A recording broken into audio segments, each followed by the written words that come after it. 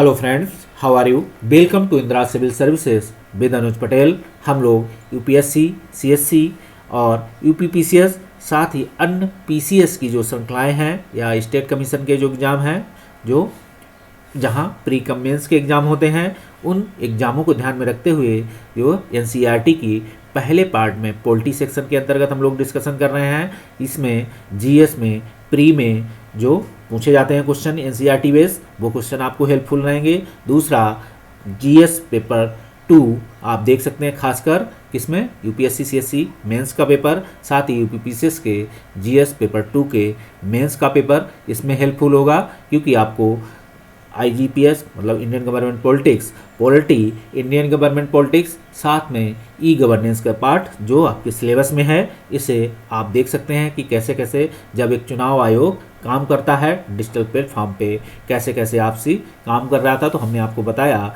देखिए e governance का भी एप्लीकेशन हुआ सोशल इशू के रूप में। आप देख सकते हैं कि चुनाव आयोग लोगों में कैसे मतदाता कोई बूथ जागरूकता फैलाता है, तो आप इनको बेहतर तरीके से जोड़कर लिख सकते हैं एनसीईआरटी के शब्दों में। तो क्योंकि हिंदी मीडियम के लिए यही एक लैंग्वेज है जो आपको बेहतर नंबर और बेहतर जो है आपको क्या है, आपकी रैंक दिला सकता है। तो इस चीज़ को ध्यान रखें। साथ ही ये श्रृंखला यूपी ट्रिपल एससी और वनडे एग्ज़ाम की जो श्रृंखलाएँ अन्य स्टेटों में, चाहे वो एसएससी हो, रेलवे हो या अन्य एग्ज़ाम जो होते हैं, उन श्रृंखलाओं के लिए भी ये श्रृंखला हेल्पफुल है आपके लिए। आप इसे देख सकते हैं, समझ सकते हैं, पढ़ सकते हैं, नोट डाउन कर सकते हैं। तो जो भी हम पढ़ रहे हैं, लिख रहे हैं, नोट डाउन कर रहे हैं, ये Indira civil services by Anuj Patel sir, इस चैनल के माध्यम से हम लोग पढ़ रहे हैं और समझ रहे हैं। अगर आपको कोई चीज़ अच्छी लगे उसे नोट डाउन कर लें।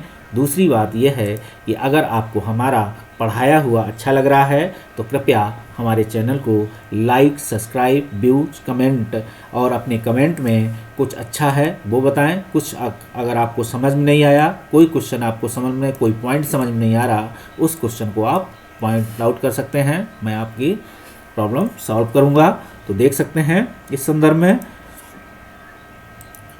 हम लोग सोशल साइंस की जो पहले अगर श्रृंखला की बात करें, पॉलिटी सेक्शन के अंतर्गत लोकतांत्रिक राजनीति भाग 1 में हम लोग चर्चा कर रहे हैं। आगे जो भी ये चर्चा कर रहे हैं वो इंदिरा सिविल सर्विसेज के तहत कर रहे हैं, ठीक है। और आप ये भी देखेंगे कि लोकतांत्रिक राजनीति क्लास 9 की पाठ्य पुस्तक है भाग 1, और लोकतांत्रिक राजनीति में हम चुनावी राजनीति पे चर्चा कर रहे हैं चैप्टर 4 पे। इससे पहले हम लोग 3 चैप्टर कंप्लीट कर चुके हैं। इस चैप्टर को भी हम लगभग ख़त्म कर चुके हैं। अब हम, क्योंकि इसके 8 पार्ट या भाग 8 हम कंप्लीट कर चुके हैं, छोटे छोटे श्रृंखलाओं में से तोड़ के बताया और पढ़ाया है। अब हम इसके अगले पार्ट में चर्चा करेंगे।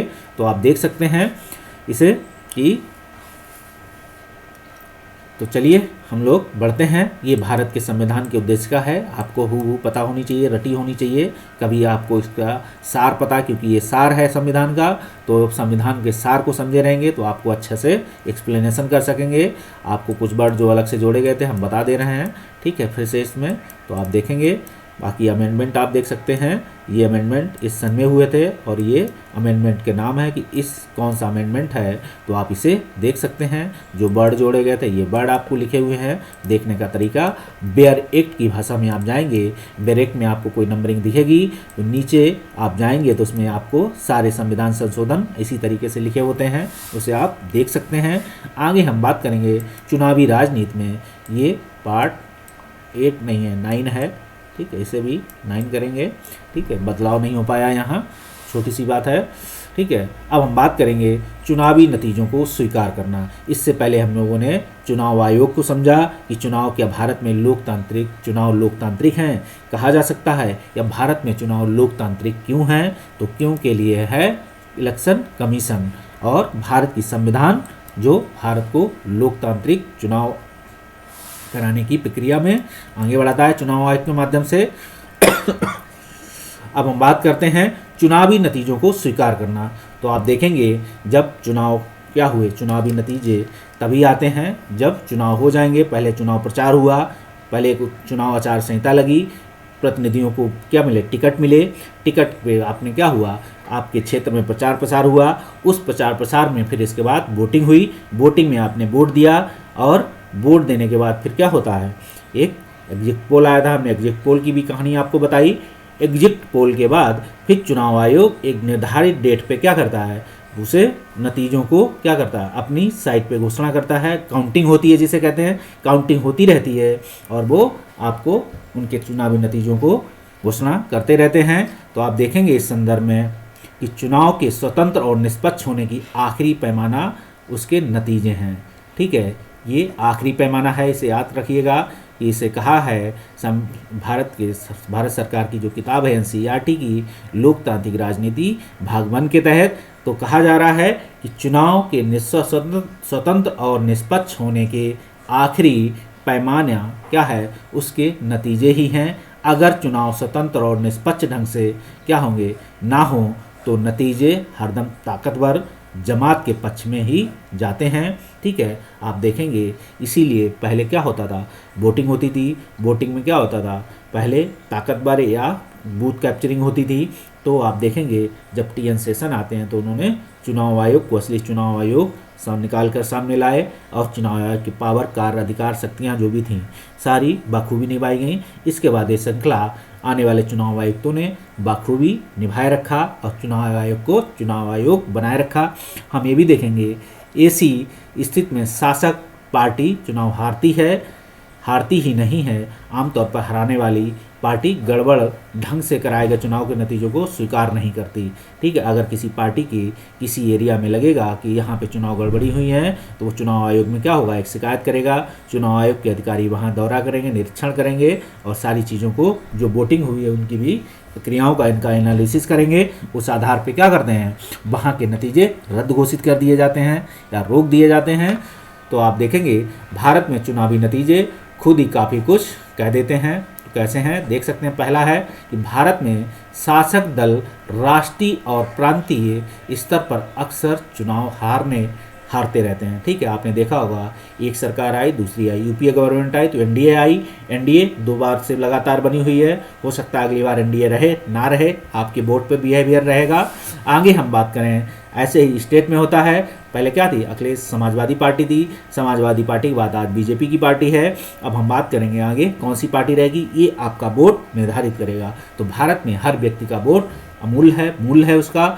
बल्कि पिछले 15 वर्षों में भारत में जितने चुनाव हुए हैं उनमें से प्रत्येक 3 में से 2 में शासक पार्टियां क्या है, हारी हैं। आप देखेंगे कि कैसे कैसे हुए हैं। जितने भी चुनाव हुए हैं उनमें से प्रत्येक 3 में से क्या हो गया, 2 शासक पार्टियां, मतलब जो प्रेजेंट टाइम शासन कर रही हैं वो 2 में चुनाव हार गई हैं। ऐसा पिछले 15 वर्षों का ये चुनाव एनालिसिस है, ये खुद चुनाव आयोग कह सकता है।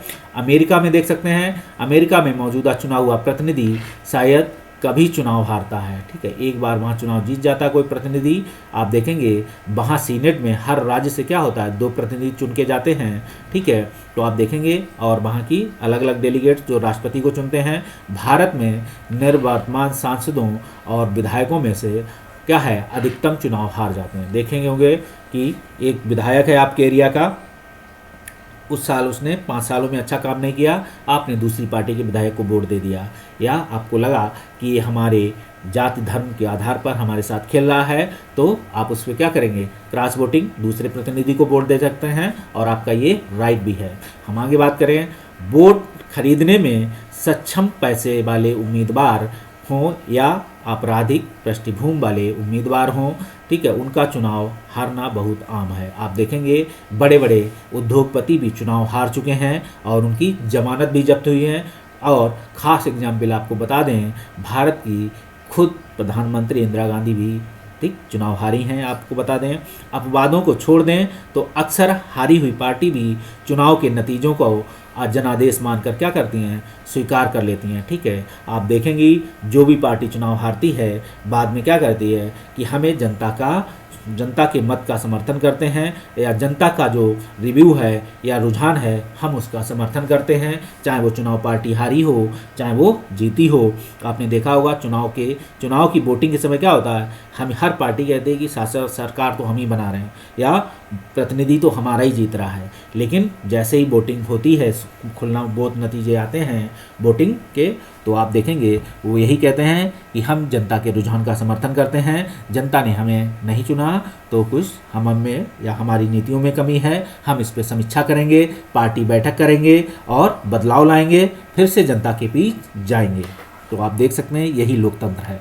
आगे हम बात करेंगे स्वतंत्र और निष्पक्ष चुनाव की चुनौतियां क्या क्या हैं। तो आप देखेंगे स्वतंत्र और निष्पक्ष चुनाव की चुनौतियों में भारत में बुनियादी रूप से स्वतंत्र और निष्पक्ष है। भारत में क्या है, चुनाव कैसे हैं, बुनियादी रूप से स्वतंत्र भी हैं और कैसे हैं, निष्पक्ष हैं। जो पार्टी चुनाव जीतकर सरकार बनाती है, आप देखेंगे उसे लोगों का समर्थन प्राप्त होता है। तो आप देखेंगे भारत में चुनाव बुनियादी रूप से स्वतंत्र हैं, मतलब लोकतंत्र का बुनियादी जो बुनियाद है वो चुनाव है।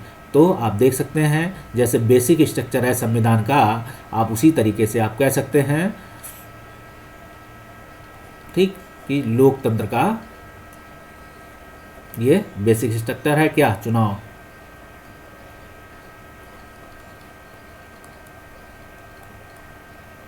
ठीक, तो आप देख सकते हैं ये चुनाव तो निष्पक्ष हैं। जो पार्टी चुनाव जीतकर सरकार बनाती है उसे लोगों का समर्थन प्राप्त होता है या संभव है। हर निर्वाचन क्षेत्र में यह बात लागू होती है।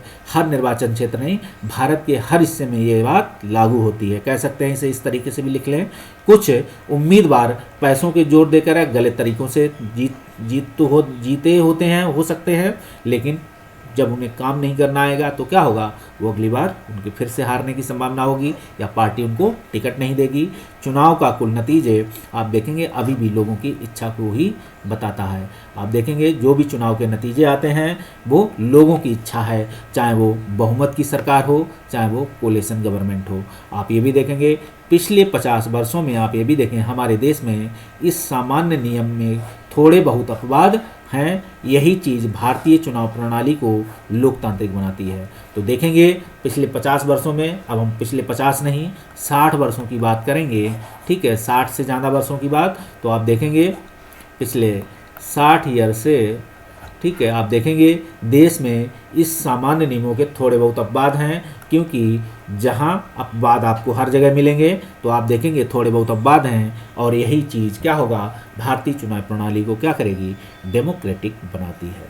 ठीक, यही डेमोक्रेटिक बनाती है। इसलिए भारत का संविधान ठीक है, भारत का संविधान भी कैसे बना था, लोकतांत्रिक नियमों के आधार पर।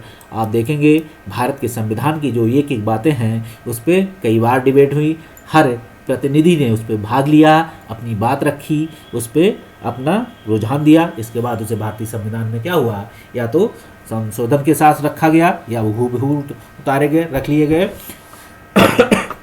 उसी तरीके से क्या होता है, भारत में जो चुनावी राजनीति के तहत क्या होगा, आपके भारतीय लोकतंत्र में जो चुनाव होते हैं वो पूर्ण लोकतांत्रिक हैं। आपको वोट, आपके मत का मूल्य या आपके वोट का मूल्य वही मूल्य है जो भारत के हर व्यक्ति के मूल्य है। हर व्यक्ति का, भारत के प्रथम नागरिक का जो वोट का मूल्य है वही आपके व्यक्ति का मूल्य है। और भारत का प्रथम नागरिक कौन है, तो भारत का प्रथम नागरिक राष्ट्रपति है। आपको पता, क्वेश्चन पूछा जाता है, इसे याद रखें। और हम बात करें चुनावी राजनीति के तहत पर, जब आप थोड़े ज़्यादा गंभीर मसलों पर क्या करेंगे, गौर करें, तो आप देख सकते हैं कि आपको कोई मसला ऐसा है जिस पे आपको गंभीर है तो आप सवाल उठाएंगे कि तस्वीर थोड़ी अलग लगेगी। क्या लोग पूरी तरह समझदारी सारी चीज़ें जानकर फैसला करते हैं। आप देखेंगे इसके तहत आपको क्वेश्चन है कि क्या मतदाताओं के पास सचमुच स्वस्थ विकल्प उपलब्ध होते हैं। ठीक है, क्योंकि भारत तो बहुदलीय व्यवस्था के तहत क्या है, बहुदलीय प्रणाली है आप कह सकते हैं। और आप देखेंगे एक से अधिक प्रतिनिधि हैं तो आपको अधिकार है कि उनमें से सबसे बेस्ट कौन है आप चुनकर सांसद भेजें। ऐसे भारत का संविधान, ऐसे भारत का लोकतंत्र आपसे कहता है कि आप भारत के नागरिक हैं, आपके पास ये राइट है।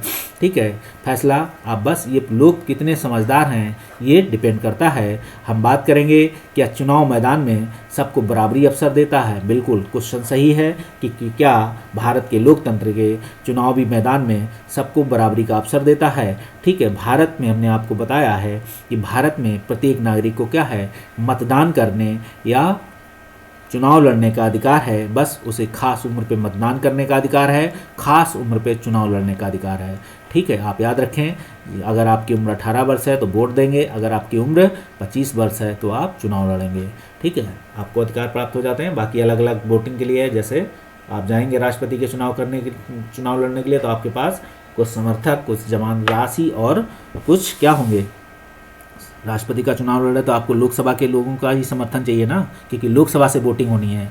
क्योंकि जिस एरिया अगर लोग वोट दे रहे हैं तो लोगों को लेके जाएंगे कुछ समर्थन लेके, कुछ अगर लोकसभा के लोग आपको वोट दे रहे हैं, राज्यसभा के लोग, तो उनका समर्थन आपको चाहिए। अगर राज्यों के प्रतिनिधि वोट दे रहे हैं तो राज्यों का प्रतिनिधियों का समर्थन चाहिए, क्योंकि समर्थन उन्हीं का चाहिए, क्योंकि उनका कुछ खास लोगों का क्या होता है, साथ में सिग्नेचर होते हैं। ठीक, कि हमारे साथ मिनिमम इतने लोग हैं, तो आप उस मिनिमम लोगों के साथ चुनाव प्रचार में अपना नामांकन दाखिल करेंगे, क्योंकि जिनके बीच से आप वोट लेना चाहते हैं उन्हीं लोगों को आप लेके जाएंगे।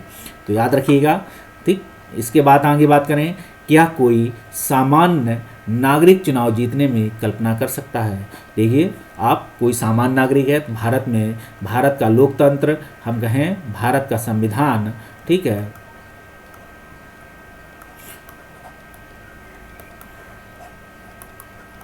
क्या है, सभी को क्या करता है, चुनाव में वोट देने, चुनाव में और चुनाव लड़ने का अधिकार देता है। बस कुछ खास कंडीशन है चुनाव वोट देने लेने की, बता चुके हैं। इस पर क्या है, इसके तहत या इस तरह के सवाल भारतीय चुनावी व्यवस्था की सीमाओं और चुनौतियों की ओर हमारा ध्यान दिलाते हैं। आप देखेंगे कि ये सीमाएं और चुनौतियां ही हमारा ध्यान उधर जाता है। यह कुछ ऐसे ही मुद्दे हैं, आप देख सकते हैं, ये कुछ कैसे मुद्दे हैं कि पहली बात करें, अगर ज़्यादा रुपए पैसे वाले उम्मीदवार आप देखेंगे, पार्टियां गलत तरीके से क्या है चुनाव तो जीत जाएंगी, लेकिन यह कहना मुश्किल है कि उनकी स्थिति दूसरों से ज़्यादा मजबूत है।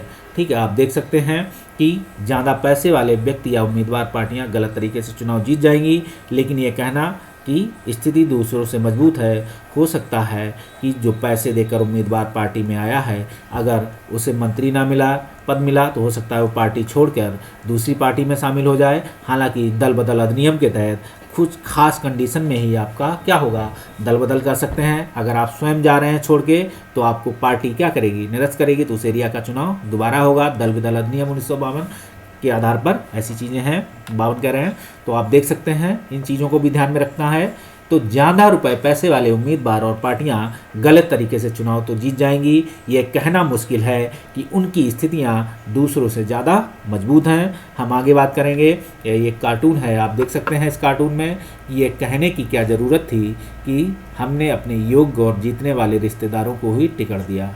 ठीक है, आप देखेंगे कि पार्टी में क्या है, आज वंशवाद, जातिवाद की क्या है, संकल्पना जागी हुई है, जागृत है। तो आप देखेंगे कुछ पार्टियां वंशवाद को बढ़ावा दे रही हैं, वंशवाद है तो जातिवाद है, और जातिवाद है तो वंशवाद है, दोनों एक दूसरे से जुड़े हुए हैं, इसे कह सकते हैं। इसके साथ ही हम कहेंगे जो लोकतंत्र की क्या है विशेषताओं को क्या है जो है, या लोकतंत्र की संस्था को क्या है बिगाड़ता है या उसको धूमिल करता है। हम ये भी देखेंगे, कार्टून में नेताजी को संवाद सम्मेलन में आते हुए दिखाया गया है और वे भाई भतीजेवाद के पक्ष में बोल रहे हैं। क्या भाई भतीजावाद कुछ राज्यों और पार्टियों तक ही सीमित है? तो भाई भतीजावाद का कॉन्सेप्ट कुछ राज्यों में है, आप देखेंगे सेंट्रल गवर्नमेंट की पार्टी है जो, वो भी देखेंगे, उस पार्टियों में भी आपको भाई भतीजावाद, जातिवाद दिखेगा या वंशवाद दिखेगा।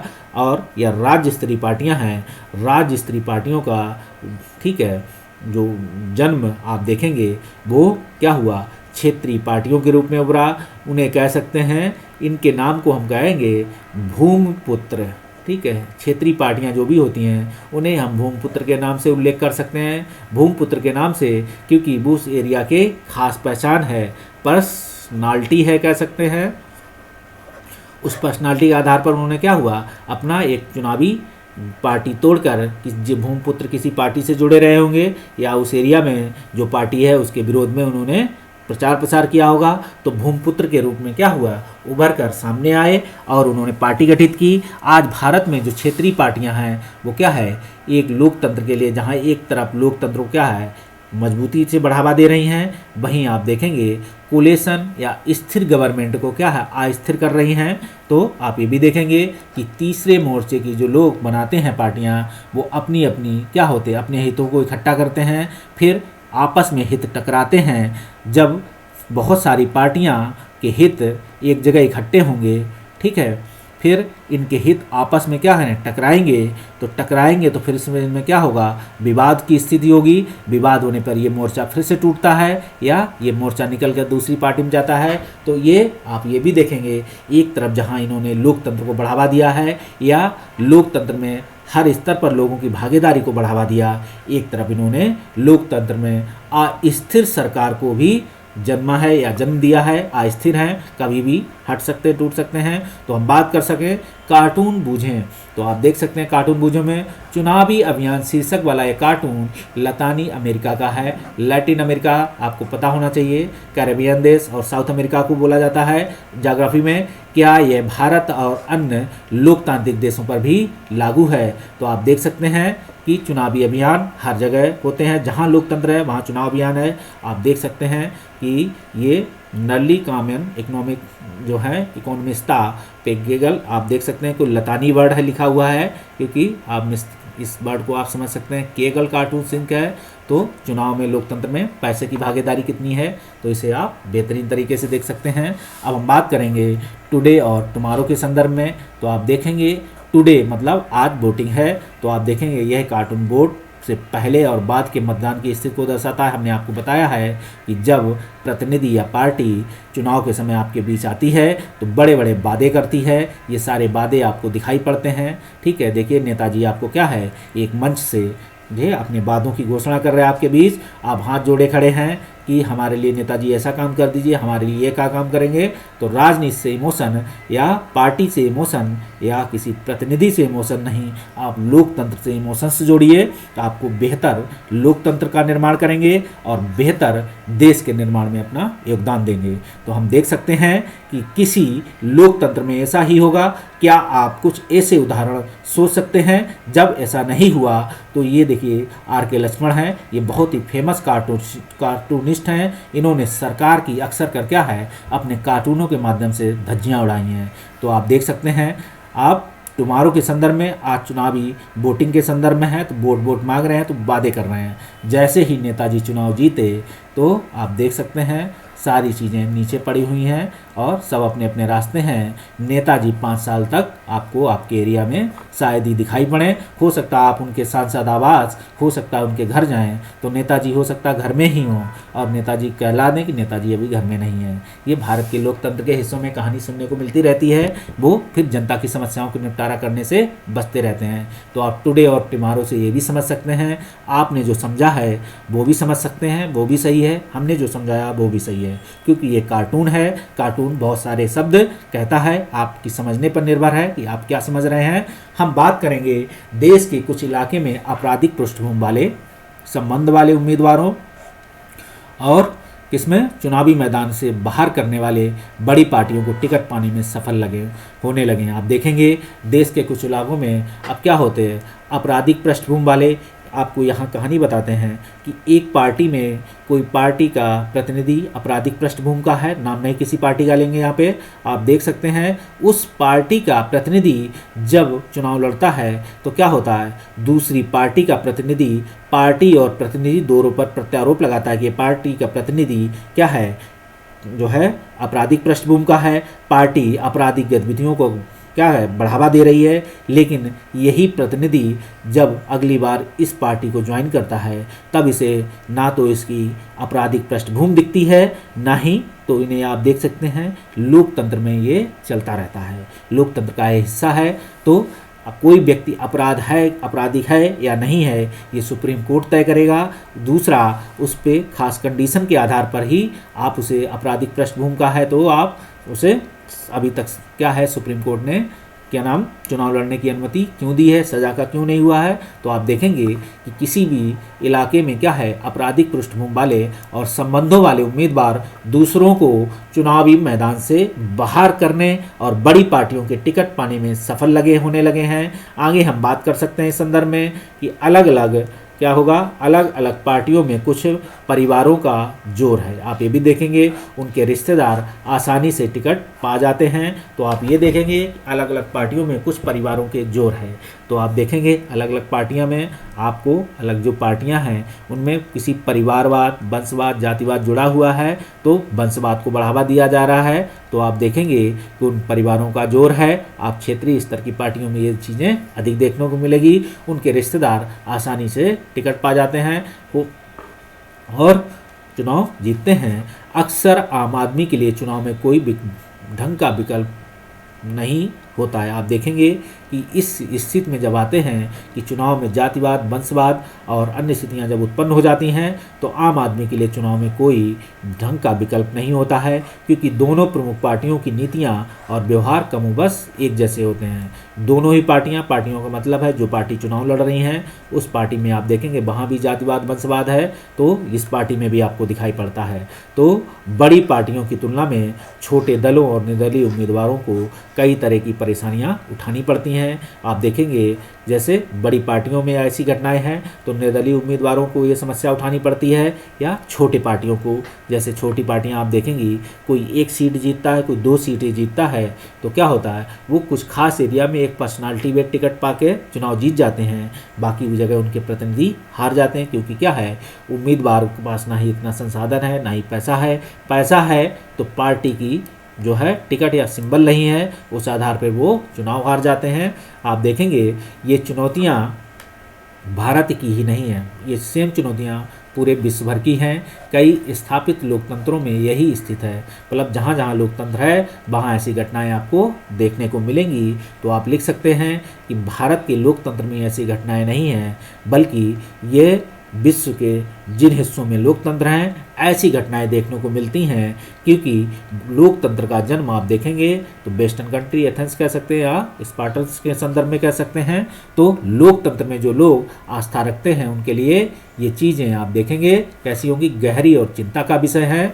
इनमें से कुछ समस्याओं से मुक्ति पाने के लिए चुनावी प्रणाली में जरूरी बदलाव और मांग नागरिकों, सामाजिक कार्यकर्ताओं, सोशल वर्कर्स की बात है और कुछ खास संगठनों मतलब एनजीओज की तरफ से होती रहती है। भारत में भी आप देख सकते हैं जब आपराधिक पृष्ठभूमि के लिए एक एनजीओ ने क्या हुआ था, एक पीआईएल दाखिल कर रखी थी, उसी पीआईएल के आधार पर केस हुआ। पीआईएल के आधार पर आप देखेंगे एक 3 साल का प्रावधान या 3 साल उससे सजा पाने वाले व्यक्ति चुनाव नहीं लड़ सकते, ऐसा सुप्रीम कोर्ट ने अपनी गाइडलाइन में डिसीजन दिया। कुछ चुनाव सुधार जो है सुझा भी सकते हैं, गाइडलाइन भी देते हैं। इन चुनौतियों का सामना करने के लिए एक आम नागरिक क्या कर सकता है, इसके लिए भी चुनाव देख सामाजिक कार्यकर्ता, एक आम नागरिक और एनजीओ, सामाजिक संगठन जनता के बीच क्या प्रचार प्रसार करते हैं और कहते हैं कि आप ऐसे काम कीजिए, आप भी चुनाव लड़िए, ठीक, उनको सहायता भी करते हैं इसके लिए। अब हम बात करेंगे क्या कहाँ पहुँचे, तो हम लोग देख सकते हैं अपनी रेलगाड़ी हमने कहाँ पहुँचाई है। तो भारतीय चुनाव में कुछ तथ्य हैं, इनमें से प्रत्येक पर टिप्पणी बताइए कि हमारी चुनाव प्रणाली की शक्तिशाली मतलब शक्ति को क्यों बढ़ाती है या कमज़ोर को क्यों, ठीक है। तो आप देख सकते हैं कि हमारी चुनाव प्रणाली शक्ति को बढ़ाती है या कमज़ोर को बढ़ाती है, इस पे सवाल है आपसे। तो देख सकते हैं 16वीं लोकसभा चुनाव अभी महिला सदस्यों में संख्या 12% थी। आप चुनाव कब हों और आप देख सकते हैं इस बारे में लोग अक्सर चुनाव आयोग सरकार की नहीं सुनता। 16वें लोकसभा के 440 से अधिक सदस्यों की संपत्ति 1 करोड़ से अधिक थी। चुनाव हारने के बाद एक मुख्यमंत्री ने कहा मुझे जनादेश मंजूर है, ठीक है, क्योंकि वो जनादेश है इसलिए आप इनमें अपने शब्दों में उत्तर लिख सकते हैं। हम सभी बातों पे क्या है डिस्कस कर चुके हैं। अब हम बात करेंगे कि इसके साथ ही हम इस वीडियो को यहीं रोकते हैं, क्योंकि चलिए हम शब्दावलियों की और बात कर सकते हैं।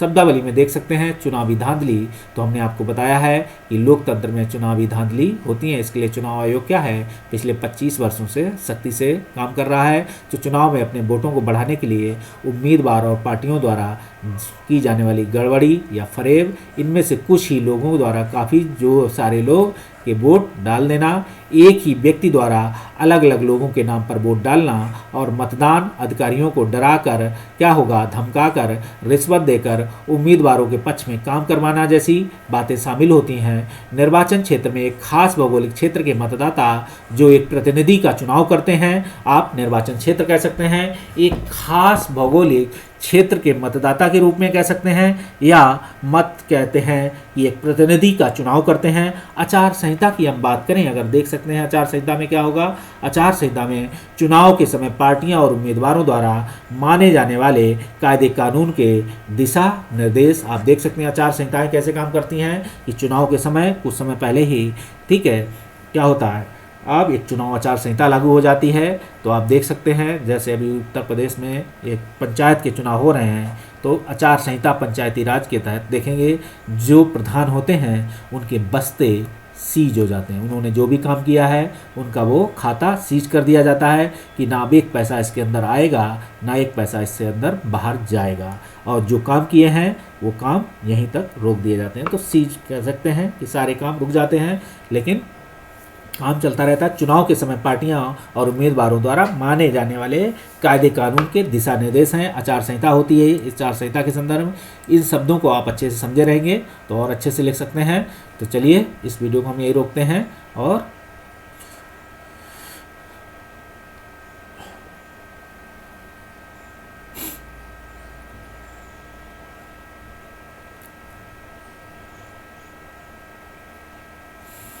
चलिए इसको भी ख़त्म कर देते हैं। ये आपके इस टॉपिक के क्वेश्चन आंसर हैं, ठीक है। आप देख सकते हैं कि चुनाव क्यों होते हैं और इस बारे में कौन सा वाक्य ठीक नहीं है। तो पहली बात करेंगे कि ठीक है, एक बात पूछा कि इसमें कौन सा वाक्य ठीक नहीं है, तो आप देखेंगे चुनाव लोगों को सरकार के कामकाज के फैसले का अवसर देते हैं, बिल्कुल सही बात है। लोग चुनाव में अपनी पसंद के उम्मीदवार का चुनाव करते हैं, बिल्कुल सही बात है। और आप ये भी देखेंगे लोग चुनाव को न्यायपालिका के कामकाज के मूल्यांकन करने का अवसर देते हैं। तो आप देखेंगे चुनाव लोगों को न्यायपालिका के कामकाज का नहीं, कार्यपालिका या सरकार कह सकते हैं, लोकसभा कह सकते हैं, विधानसभा कह सकते हैं, लोकसभा चुनाव में अपनी पसंद की नीतियां बना सकते हैं। तो लोग चुनाव में अपनी पसंद की नीतियां बना सकते हैं, बस यही एक ठीक नहीं है। आप इसे देख सकते हैं, लोग चुनाव में अपनी पसंद की, ठीक है, नीतियां बना सकते हैं। अगर यहाँ सरकार लिखा होता तो ठीक था, तो ये नीतियां नहीं, चुनाव में अपनी पसंद की नीतियां बता सकते हैं, बना सकते हैं, देख सकते हैं। अब आगे हम बात करें, भारत के चुनाव लोकतांत्रिक हैं, यह बताने के लिए इनमें से कौन सा वाक्य सही है, सही कारण नहीं देता। तो एक कारण पूछा गया, रीजन एक्सेप्शन भी आपको जो सीसेट का पेपर है, ठीक है, वो भी आपको यहीं देखने को मिलेगा। आप देख सकते हैं, पहली बात है आप देख सकते हैं भारत में, ठीक है, देख सकते हैं कि कारण पूछा गया, ठीक है, तो रीजन दिया है, कारण सही नहीं देता है, मतलब रीजन दिया है, कारण है। तो भारत में दुनिया में सबसे ज़्यादा मतदाता हैं, बिल्कुल सही बात है, क्योंकि दुनिया का सबसे बड़ा लोकतंत्र है, दूसरी जनसंख्या वाला देश है, लेकिन चाइना क्या है, लोकतंत्र नहीं है। तो आप देखेंगे भारत में दुनिया के सबसे ज़्यादा मतदाता हैं, क्योंकि भारत में क्या है, भारत दुनिया का सबसे बड़ा लोकतंत्र है।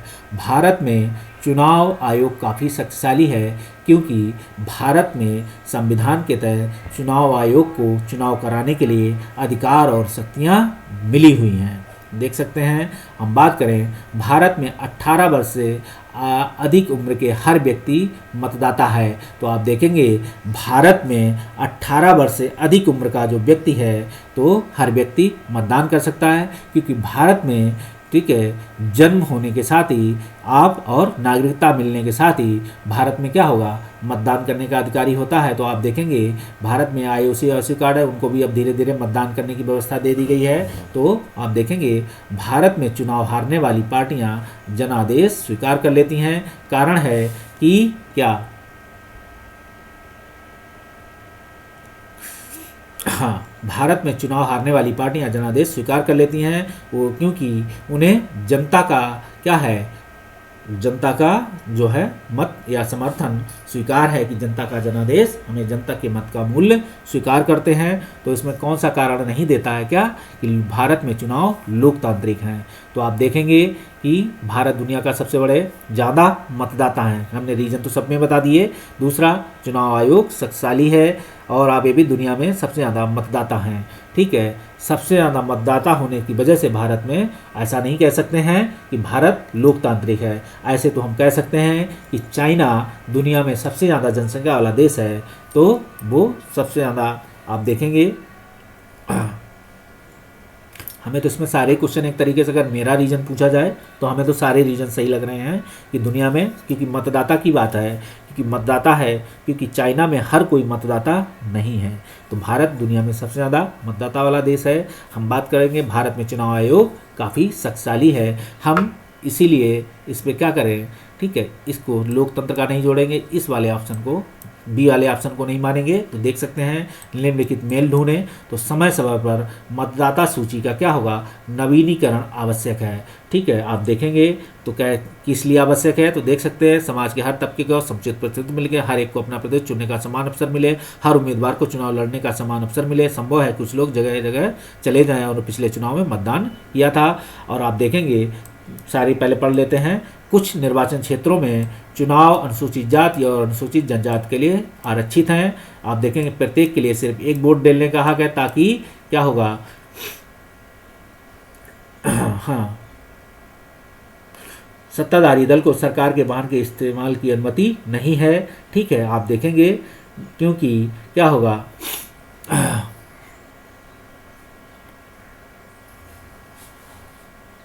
हाँ, आपको इनसे मिलान करनी है, कूट ढूंढ सकते हैं। तो समय समय पर मतदाता सूची का नवीनीकरण आवश्यक है। तो आप देख सकते हैं ऑप्शन दिए गए हैं। तो समाज के हर तबके का क्या है, समुचित प्रतिनिधित्व हो सके, या हर एक को अपना प्रतिनिधि चुनने का समान अवसर मिल सके, हर उम्मीदवार को चुनाव लड़ने का क्या है, अवसर मिल सके। ठीक है, और संभव है कुछ लोग जगह जगह पर चले गए हों जहां उन्होंने पिछले चुनाव में मतदान किया था। तो नवीनीकरण इसलिए आवश्यक है क्योंकि वो हो सकता है कहीं चले गए हों। तो आप देख सकते हैं पहले का इससे मिलाएंगे। कुछ नवीन निर्वाचन क्षेत्र अनुसूचित जाति अनुसूचित जनजाति के लिए आरक्षित हैं। तो आप देखेंगे ऐसा कहने का मतलब है कि हर किसी को प्रतिनिधि या हर उम्मीदवार को चुनाव में लड़ने का समान अवसर मिल सके।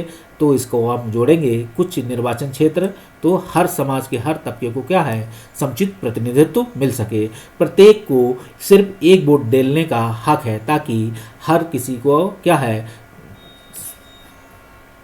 हर एक को अपना प्रतिनिधि चुनने का, हर उम्मीदवार को चुनाव में लड़ने का समान अवसर मिल सके। तो आप ये भी देखेंगे कि प्रत्येक को सिर्फ एक वोट डालने का हक है, ताकि हर किसी को क्या मिले, समान अवसर मिल सके। तो चुनाव में लड़ने का या प्रतिनिधि चुनने का अपना समान अवसर मिल सके। तो गा का या सी का 3-2 मिलाएंगे और बाकी एक बचा हुआ है, तो आप मिला दीजिए 3-4 से मिल जाएगा। हम आगे बात करें, देख सकते हैं इस अध्याय में वर्णित चुनाव से संबंधित सभी गतिविधियों को सूची बनाएं। इस चुनाव में सबसे पहले किए जाने वाले काम को लेकर आखिर तक के क्रम को सजाएं। ठीक है, हमने जो बताई थी इंडेक्स, उसको आप बेहतर खूबी कुछ पॉइंट आउट सिनॉप्सिस बना सकते हैं यहाँ पे। तो आप बेहतर तरीके से आप देख सकते हैं यहाँ सिनॉप्सिस बनाइए। चुनाव घोषणा पत्र जारी करना, वोटों की गिनती, मतदाता सूची बनाना, चुनाव अभियान, चुनाव नतीजों की घोषणा, मतदान और मतदान के पुनरादेश क्यों होते हैं, चुनावी प्रक्रिया की घोषणा और नामांकन दाखिल करना। आप इन पॉइंटों पर 20-20 वर्ड या 50-50 वर्ड में लिखेंगे तो आप पूरे चैप्टर को बेहतरीन तरीके से सिनॉप्सिस बना लेंगे। हम आगे बात करें, देख सकते हैं सुरक्षा के राज्य एक राज्य विधानसभा क्षेत्र में स्वतंत्र और निष्पक्ष चुनाव कराने वाले अधिकारी हैं। चुनाव के इन चरणों में उन्हें किन किन बातों पर ध्यान देना चाहिए। तो देखिए, चुनाव क्षेत्र में एक क्या है, चुनाव कराने वाली अधिकारी है, तो इलेक्शन कमीशन के अधिकारी है इस समय। तो चुनाव प्रचार, मतदान के दिन, मतगणना के दिन, तो आप देखेंगे चुनाव प्रचार के समय इन्हें ध्यान देना होगा, मतदान के दिन भी इन्हें जो है इन चीज़ों पर निगरानी करनी होगी, और मतगणना के दिन, क्योंकि आप देखेंगे मतगणना के भी दिन भी इन्हें वहाँ रहना पड़ेगा। आप देखेंगे नीचे दिए गए तालिका में अमेरिकी कांग्रेस के चुनाव के विजयी उम्मीदवार में अमेरिकी समाज के समुदाय के प्रतिनिधि समुदाय के क्या है, सदस्यों को क्या अनुपात था, ये किस अनुपात में जीते, इसकी तुलना अमेरिकी समाज में इन समुदायों की आबादी के अनुपात से कीजिए। इसके आधार पर क्या आप अमेरिकी सांसद के चुनाव में क्या है में भी आरक्षण के सुझाव देंगे? अगर हाँ तो किस चुनाव के लिए, अगर नहीं तो किस चुनाव के लिए? आप देखेंगे अमेरिकी प्रतिनिधि सभा में, अमेरिकी समाज में, तो देख सकते हैं अमेरिका अश्वेत हिस्पैनिक 5 अश्वेत 86। तो आप देखेंगे अमेरिकी प्रतिनिधि सभा में जो प्रतिनिधित्व प्रतिशत है आप देख सकते हैं जैसे जैसे दिया है, आप इसे अमेरिकी समाज का देख सकते हैं, लिख सकते हैं। अब हम बात करेंगे सीधे क्वेश्चंस पे। तो क्या आप इस अध्याय में दी गई सूचनाओं के आधार पर निष्कर्ष निकाल सकते हैं? सभी पर अपने पक्ष पर 2 तथ्य प्रस्तुत कीजिए। आप 2 नहीं, आप यहाँ लिख सकते हैं क्या 150 वर्ड में आंसर, ठीक है। अगर आप कोई यूपीएससी की तैयारी या सीएस कर रहे हैं पीसीएस की, या 200 वर्ड में, ठीक है। हम आपको क्वेश्चन बना के दिखा रहे हैं। भारत के चुनाव आयोग को देश में स्वतंत्र और निष्पक्ष चुनाव कराए जाने के लायक पर्याप्त अधिकार नहीं है। क्वेश्चन होगा क्या आप इस मत से सहमत हैं कि भारत के संविधान के तहत भारत के चुनाव आयोग को देश के लोकतांत्रिक प्रक्रिया में लोगों की भागीदारी बढ़ाने और निष्पक्ष रूप से चुनाव कराने के लिए क्या भारत के चुनाव आयोग को पास पर्याप्त अधिकार हैं या नहीं? आप इस पर अपनी टिप्पणी कीजिए, लिखिए आंसर, ठीक है। हम बात करें हमारे देश के चुनाव में लोगों की ज़बरदस्त भागीदारी होती है। कह सकते हैं क्या आप इस बात से सहमत हैं कि भारत दुनिया का सबसे बड़ा लोकतंत्र है, सबसे ज़्यादा मतदाता है, या मतदान, जैसे कहा कि भारत में दुनिया में सबसे ज़्यादा मतदाता हैं, तो हम कहेंगे कि आप इस मत से सहमत हैं कि भारत दुनिया का सबसे बड़ा लोकतंत्र होने के नाते लोगों की लोकतंत्र में भागीदारी ज़बरदस्त होती है। आप टिप्पणी लिखिए या उत्तर अपने शब्दों में लिखिए। आप इस पर एक लेख लिखिए, क्योंकि ये लेख लिख लेना एक आंसर है, क्योंकि ज़बरदस्त भागीदारी की वर्डिंग यूज हुई है। आप देखेंगे सत्ताधारी पार्टी के लिए चुनाव जीतना बहुत आसान होता है। तो सत्ताधारी पार्टी के लिए क्या आप इस मत से सहमत हैं कि भारत में जो भारतीय जो गवर्नमेंट पॉलिटिक्स सिस्टम है, आप देखेंगे इस सिस्टम के साथ जो सत्ताधारी दल होती हैं, इन्हें लोकतंत्र में दोबारा चुनाव जीतना आसान है। क्या लोकतंत्र में ऐसे, भारतीय लोकतंत्र में कोई ऐसी कमी है? आप दिखा सकते हैं, लिख सकते हैं इसको, या सही बात है, क्या ये लोकतंत्र के लिए सही है? आप देख सकते हैं, इसको अपने शब्दों में लिखें। आपने चुनाव को पूरी तरह से निष्पक्ष और स्वस्थ बनाने के लिए कई कदम उठाने की ज़रूरत है। तो आप देख सकते हैं कि क्या आप इस मत से सहमत हैं या आप इस कथन से सहमत हैं। एक मत छोड़िए, अब कथन पे आते हैं। क्या आप इस कथन से सहमत हैं कि भारत एक लोकतांत्रिक देश है? ठीक है, कथन लिख रहे हैं तो भारत एक लोकतांत्रिक, आपको इसे यहाँ भी लिखना है। अगर हम कथन ना कहते, मत कहते, तो भले ही आप ना लिखते, लेकिन हम जब कह रहे हैं कि क्या आप इस कथन से सहमत हैं, मतलब ये स्टेटमेंट है, ठीक, स्टेटमेंट है, तो आपको इस पर लिखना पड़ेगा। जब हम कह रहे हैं कि क्या आप इस कथन से सहमत हैं कि भारत दुनिया का सबसे बड़ा लोकतंत्र है या सबसे बड़ा लोकतांत्रिक देश है, तो लोकतांत्रिक देश के होने के नाते भारत में अभी भी क्या है, चुनाव को पूरी तरीके से स्वतंत्र और निष्पक्ष कराने के चुनाव को निष्पक्ष और स्वतंत्र बनाने के लिए अभी भी कई कदम उठाने की ज़रूरत है। ठीक है, आप समीक्षा कीजिए या आलोचनात्मक अपने शब्दों में उत्तर दीजिए। तो आप देखेंगे भारत में चुनाव आयोग के जगह जगह क्या है, नए नए नियम बनाता रहता है, तो कदम लगातार उठाए जाते रहते हैं। जब हम कथन की बात कर रहे हैं तो लोकतांत्रिक देश के बारे में भी आप 4-5 लाइनों में लिखेंगे। ठीक, इस चीज़ को भी ध्यान रखें। कोई भी आंसर आपको ऐसे मिले तो आप इन शब्दों को या क्वेश्चन की वर्डिंग्स को ध्यान में रखेंगे, लिखेंगे। हम आगे बात करें क्वेश्चन नंबर 8 पे कि चिनिप्पा को दहेज के लिए अपनी पत्नी को परेशान करने के जुर्म में सज़ा मिली थी। ठीक है, सतवीर को छुआछूत मानने की दोषी माना गया था। दोनों को अदालत ने चुनाव लड़ने की इजाज़त नहीं दी। क्या यह फैसला लोकतांत्रिक चुनाव के बुनियादी मूल्यों के खिलाफ जाता है? उत्तर अपने शब्दों में दीजिए। ठीक है, आप यहाँ चिनिप्पा के एग्जाम्पल को हटा दें, या ये हम कह सकते हैं इथिक्स जीएस पेपर, इस क्वेश्चन को आप जीएस के पेपर 4th में रखते हुए आंसर लिखेंगे। ठीक है, ये हमने आपको एक केस स्टडीज दी है। ठीक है, ये केस स्टडीज है। ठीक, आप इस पे आंसर लिखेंगे। लोकतांत्रिक नियमों के तहत आपको ऐसे क्वेश्चन मिलेंगे वहाँ, याद रखिएगा। तो आपको देख रहे हैं जीएस के पेपर में ही सारी चीज़ें दिखाई पड़ेंगी। पॉलिटी के सेक्शन में आपको दिख रहा है, जीएस पेपर 4 भी दिखा रहे हैं। यह है दुनिया के अलग अलग हिस्सों में चुनावी गड़बड़ियों की कुछ रिपोर्टें दी गई हैं। आप देख सकते हैं दुनिया के अलग अलग हिस्सों में क्या है, आपने आपको बताया था कि भारत के लोकतंत्र में ही गड़बड़ियाँ नहीं, दुनिया के हर हिस्से में जहाँ लोकतंत्र हैं कुछ गड़बड़ी सामने आती है। तो क्या यह देश अपने यहाँ चुनाव में सुधार कर लिए भारत की कुछ बातें सीख सकते हैं? प्रत्येक मामले में कुछ सुझाव दीजिए। चुनाव में सुधार के लिए भारत से कुछ बातें सीख सकते हैं, दुनिया के हिस्सों की बात है। तो आप देखेंगे भारत का चुनाव आयोग दुनिया के कुछ हिस्सों में जाकर चुनाव आयोग चुनाव करवाता है, चाहे वो फिर यूएनओ के तहत चुनाव हो। तो भारत के चुनाव आयोग की भागीदारी आप देख सकते हैं कितनी अच्छी है। तो इसके साथ ही हम ये भी बात करेंगे, नाइजीरिया के एक चुनाव की मतगणना अधिकारी ने जानबूझकर उम्मीदवारों को मिले वोटों की संख्या बढ़ा दी। जैसे हमने बताया था पहले बैलेट पेपर थे, उस बैलेट पेपर में क्या था, लोग जो मतदान अधिकारी होते, मतगणना अधिकारी होते थे, उनके एक इंस्ट्रूमेंट होता था अंगूठी टाइप की, उसमें इंक भरी हुई होती थी। उन्हें कोई मत खराब करना होता था किसी भी पार्टी का, तो उस पर इंक लगा के वो वोट खराब कर देते थे। इन्होंने क्या काम किया कि उन्होंने वोटों की संख्या ही बढ़ा दी, जीता हुआ घोषित कर दिया गया। बाद में अदालत ने पाया कि दूसरे उम्मीदवार को मिले 5 लाख वोटों में से उस उम्मीदवार के दर्ज कर लिया गया। तो आप देख सकते हैं कि चुनाव आयोग इस पावर्स की बात है कि चुनाव आयोग रिव्यू करने की बात है ना, कि अगर किसी क्षेत्र में मतदान हुआ है तो सही हुआ है कि नहीं हुआ, इस पे अगर किसी ने कोई शिकायत दर्ज की है तो उस पर वो एक्शन ले सकता है। अब आगे बात करेंगे फिजी की। तो आप देखेंगे फिजी के संदर्भ में, फिजी में चुनाव से ठीक पहले एक पर्चा बांटा गया और देखेंगे धमकी दी गई, अगर पूर्व प्रधानमंत्री महेंद्र चौधरी के पक्ष में वोट दिया तो खून खराबा हो जाएगा। ये धमकी भारतीय मूल के मतदाताओं को दी गई। तो क्योंकि फिजी है, क्योंकि आपको बताया था भारतीय मूल के लोग हैं अधिकतर वहाँ, तो फिजी में भी आप देखेंगे तो ऐसा पर्चा बटा। तो ये पर्चा क्या है, एक तो चुनाव आचार संहिता का उल्लंघन है, लोकतंत्र की नियमों, लोकतांत्रिक नियमों का उल्लंघन है, या वहाँ के अधिकार लोगों का उल्लंघन है जिन्हें वोट देने को अधिकार मिला हुआ है। हम बात करेंगे तो इस पे आप आंसर लिख सकते हैं अपने शब्दों में, ठीक है, या इन शब्दों को आप देख सकते हैं अपने इन क्वेश्चन के स्टेटमेंट में। आप देखेंगे यही स्टेटमेंट आप कुछ जगह जो पिछले क्वेश्चन गए हैं उसमें आप इम्प्लिसिट कर सकते हैं। अमेरिका के हर प्रांत में मतदान, मतगणना और चुनाव संचालन की अपनी अपनी प्रणालियां हैं।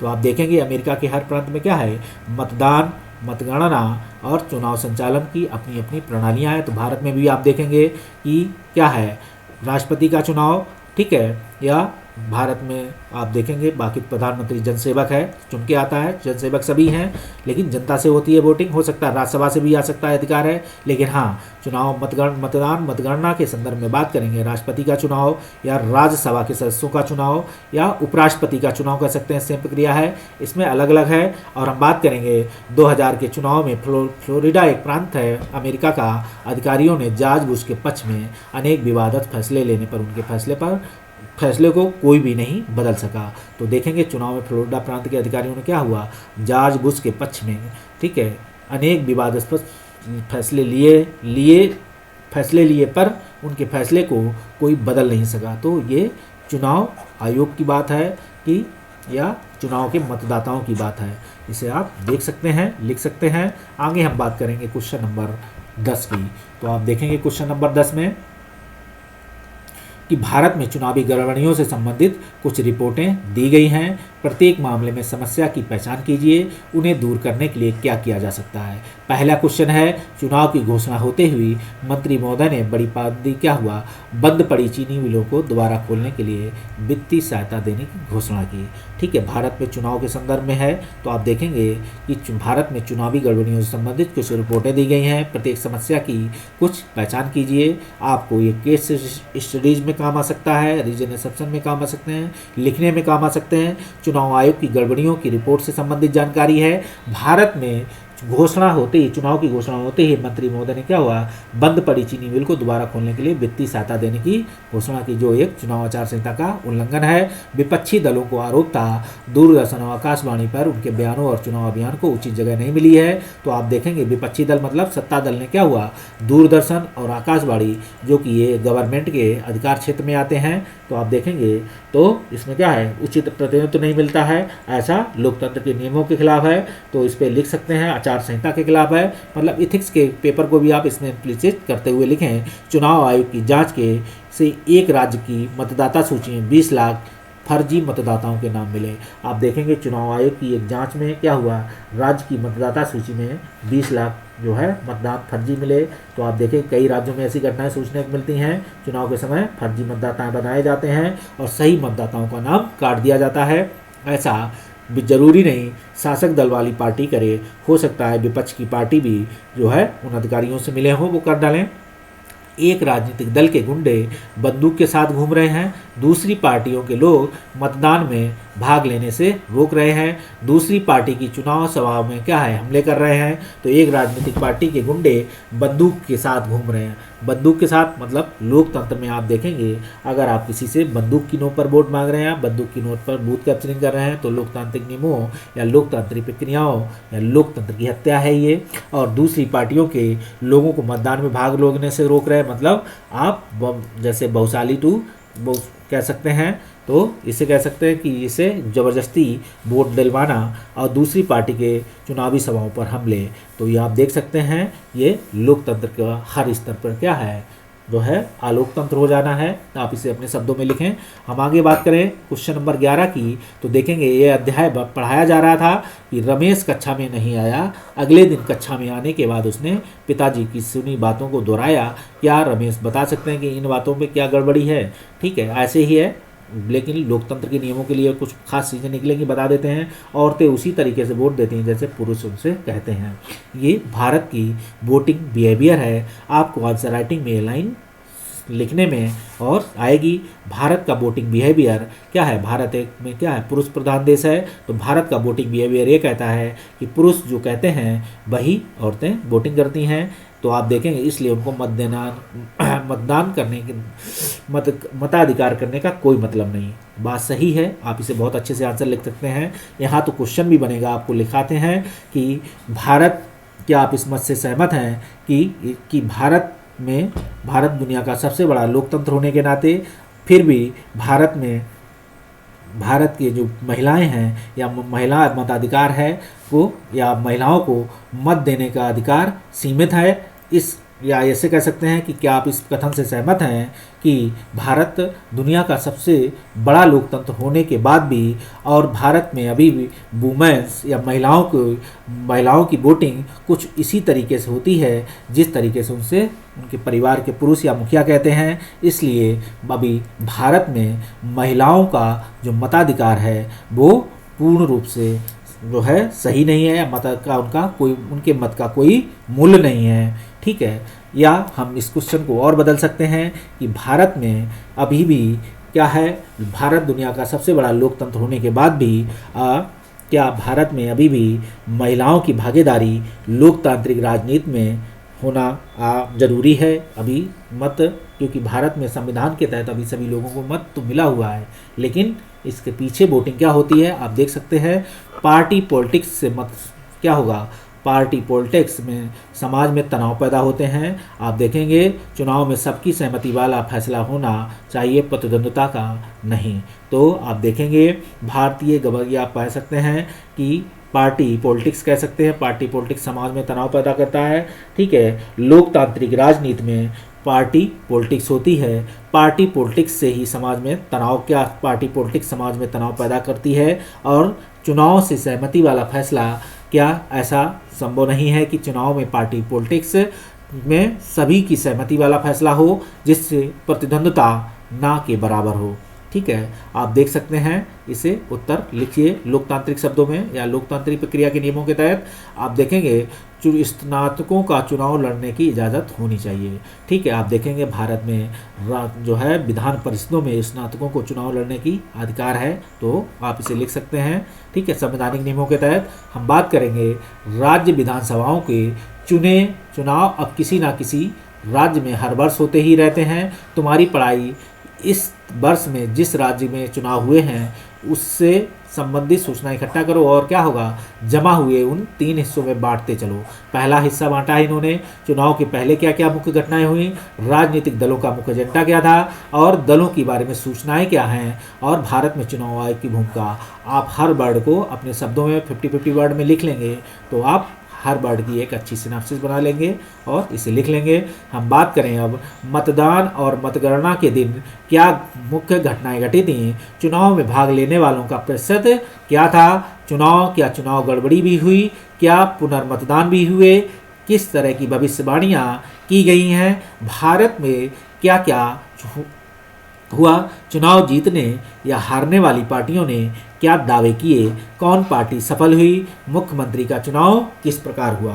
आप देख सकते हैं मतदान और मतगणना के दिन क्या क्या घटनाएं घटी। आप इस पे लिख सकते हैं कि लोकतंत्र, भारत में लोकतंत्र है तो मतदान कैसे हुआ, मतगणना दिन क्या क्या घटनाएं घटती, कैसे मतगणना होती है, कैसे मतदान होता है, कैसे मतगणना होती है, चुनाव में भाग लेने वाले कौन कौन से लोग थे, आप इस पे लिखेंगे। या पुनर्मतदान किसे कहते हैं, इस पे लिखिए। और किस तरीके की भविष्यवाणियाँ, भविष्यवाणी का मतलब है कि लोग राजनीतिक पार्टियों के प्रतिनिधियों या राजनीतिक पार्टियों की भविष्यवाणी कि हम आपके लिए वादा करते हैं ये काम करेंगे, तो उन वादों को भी लिस्ट बनाइए, कैसे वो पार्टियां क्या क्या आपके लिए वादे करती हैं। चुनाव के बाद क्या हुआ, चुनाव जीतने वाले या हारने वाली पार्टियों ने क्या क्या दावे किए, ठीक है, जो दावे किए थे उनमें कौन कौन से पूरे किए, कौन कौन पार्टी सफल हुई, किस पार्टी की एनालिसिस आप कर सकते हैं कि इस पार्टी ने ये वादे किए थे, इस आधार पर जनता ने इसे वोटिंग की। मुख्यमंत्री का चुनाव किस आधार पर होता है, इस पे हम आपको चर्चा कर चुके हैं।